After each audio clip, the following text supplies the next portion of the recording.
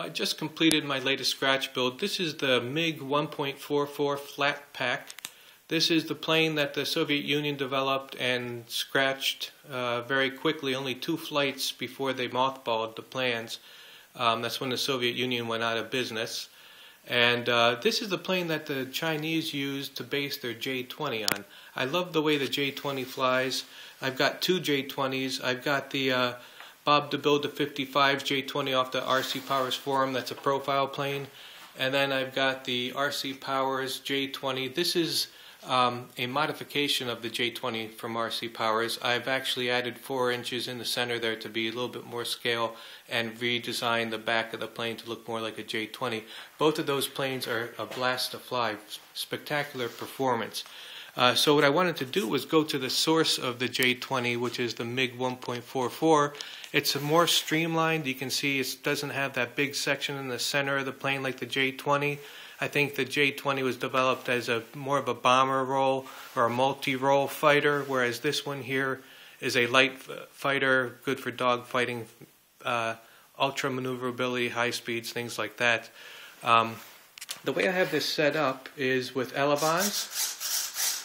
I've got thrust vectoring vanes on the back there, so it does look a lot like the Eurofighter, but this actually has thrust vectoring, which is nice. And then I've got the canards mixed in here for high alpha stability. So that works really well on the J-20, so I'm going to see how it works on here. I've got that switched so I can fly normally with the canards just used for trimming the plane. And then once I get into high alpha, I can flip the switch and get that to help out a little bit for stability. I've got the Microjet version 3 on there, 6x4 prop, 3-cell battery, and the total weight is 17 ounces the way it's configured now. The rudders I will add after the maiden flight. I'll fly it without rudders at first. And I've got the battery and receiver up front here to help balance the weight. These canard planes like to have more weight in the front. The way I have the canards set up is I used a carbon tube running through the center of the plane here. And I've got a single servo activating both of them.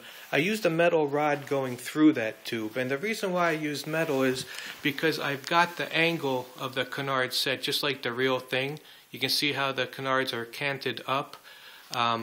In order to get that angle, you need something that you can bend like a metal rod. The carbon fiber rod, which I used on the J-20 right there, does not allow me to sweep those canards up like the real thing. So I've used metal on this one.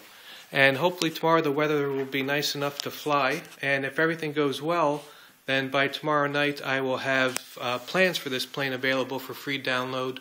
And I'll make a link available off my thread on the RC Powers forum. Thank you for watching.